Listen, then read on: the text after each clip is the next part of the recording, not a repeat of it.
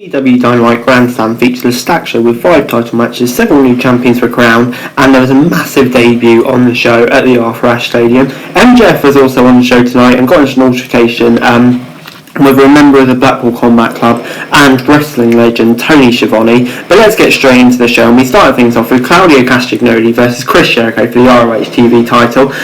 They shook hands before the match began, and the former took control with his superior strength. The match spilled to ringside where Jericho hid behind ROH legend Kerry Skillen. Jericho then struck Castagnoli with a cheap shot to take control of the match. Back in the ring, Jericho taunted the fans, but Castagnoli used this to find an opening. Jericho cut him off, sidestepping as Castagnoli went for a flying elbow strike in the corner. Jericho then went for a Hurricane Rana from the top rope and managed to hit it, but only got a 2 count. Jericho then attempted a code breaker, but Castagnoli caught him mid-air and hit an uppercut. He followed it up when locked in a sharpshooter. Castagnoli then followed it up with a straight jacket Ricotta bomb and another near fall. Jericho hit a code breaker, but couldn't get the dub. Claudio then finally applied the giant swing and took Jericho down with a lariat. With the referee's view blocked, Jericho hit Claudio with a low blow and the Judas effect to pick up the win. And Jericho has won his 8th world title. And yeah, this gets a 7 out of 10 from me. Shock result, I didn't think I saw it coming. But yeah, Jericho ROH world champion, certainly an interesting direction to go in. Kind of the part of me thinks it's probably to help get ROH a TV deal, having a massive name like Jericho as champ. But I guess we'll see where it goes in the coming weeks. 7 out of 10.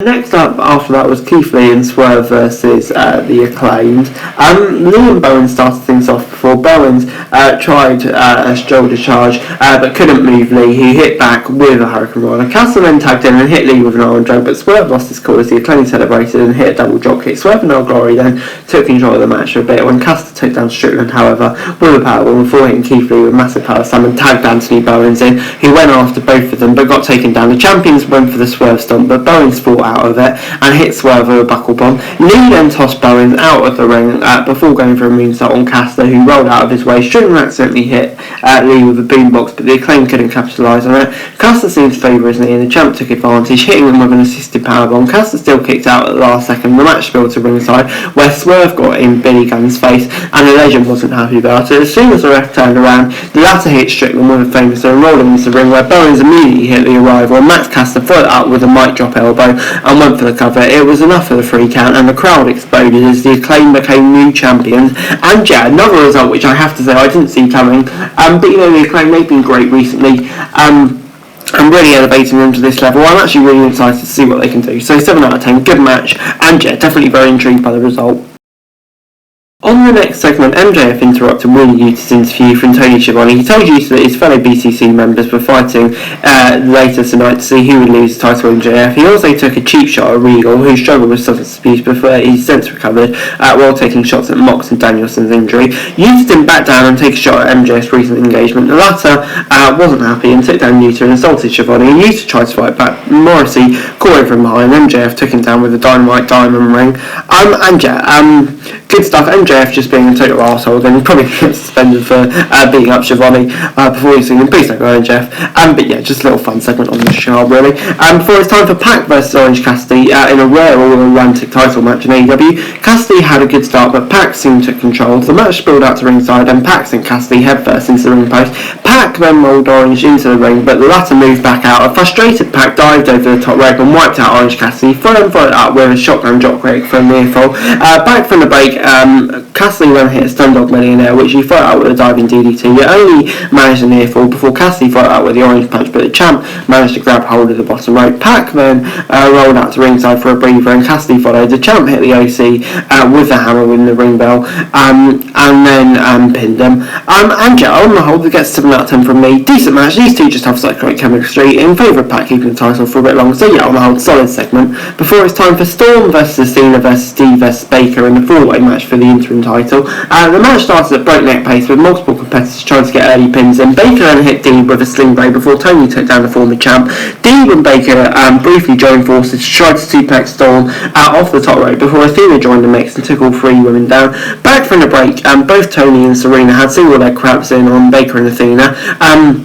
respectively. Storm and Deeb then started trading strikes before Tony took them down with Deeb and a suplex before hitting Athena with a hip attack. Serena briefly took control of this match, hitting Storm with a neck breaker for a near fall. She then locked in the Serenity Lock, but Dr. Britt Baker broke the hold with a super kick. Athena showed off her incredible strength, taking down Deeb and Baker as the latter landed and badly hurt her face. She tried to lock in the lockjaw, but Storm rolled her up for the win. The finish was a little anticlimactic, to be honest, but I have to say the match did not disappoint, and afterwards certainly didn't disappoint, because Baker assaulted Tony Schiavone after the match, and Jamie Hayter ran out to join her. The Doctor spiked Athena with a curb stomp before she went for the lockjaw. Music played and Baker was getting ready, and Saraya, aka Paige, music hit.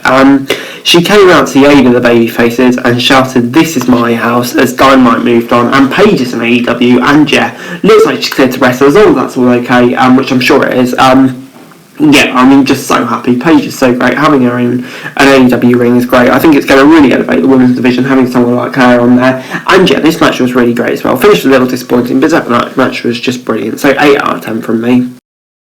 Then it was main event time as John Moxley took on Bryan Danielson in a world title match. Moxley and Danielson traded chops as soon as the bell rang, and latter tried to ground Mox and smashed him across the back of the head. Mox briefly had a key lock locked in on Danielson's arm, however Bryan broke through and hit several kicks in the corner, followed by a running boot. Moxley was fired up and hit back with rights of his own. Danielson then hit back with chops and followed it with kicks across Mox's spine. We saw MJF watching as they battled it out. Danielson followed that up with a drop kick before going Moxley's arm. Danielson stomped Moxley across the elbow before wrenching Moxley's arm and taking him down. Moxley hit back with a headbutt, but Danielson sent Moxley crushing down onto the top turnbuckle. He followed out with a suplex on the top rope. Moxley took a page out of Danielson's book and locked in with a bell lock. Danielson then manoeuvred out of it and hammered down on Moxley before locking in the cattle mutilation. He rolled down elbow strikes, but Mox hit back with a nasty lariat. Danielson then hit back with Besaku knee for a near fall. Out of nowhere, Mox hit Danielson with a curb stomp, followed up with a Death Rider DDT, but it still wasn't enough for the dub. Danielson stomped down on Moxley, before locking in a triangle sleeper, which he transitioned into the label yoke. Moxley managed to get his feet on the bottom rope and rolled out of the ring. He hit Danielson with a Death Rider on the entrance ramp, but still couldn't pin him. Mox had his sleeper hold still locked in and eventually choked Danielson out to become a 3-time, I guess it is now, champion. And yeah, I mean, like, this gets an 8 out of 10 from me. What more could you expect from these two? Just brilliant. I personally thought Danielson would go over here, but I mean, like, Mox has just been so great recently. Absolutely no issue with him going over here at all, to be honest. So yeah, 8 out of 10. Really, really good stuff. Overall, Dynamite this week gets an 8 out of 10 from me. Yeah, I mean, like an absolutely stacked episode of Dynamite. Tony Khan promised big things and he certainly just didn't disappoint. Yeah, multiple shock victories in my opinion, new champions across the board really, pretty much. And yeah, Paige and AEW, Saraya, whatever she's going by, yeah, just an absolutely incredible edition of Dynamite.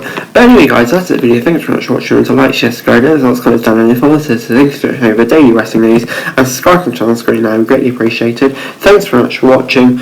Peace.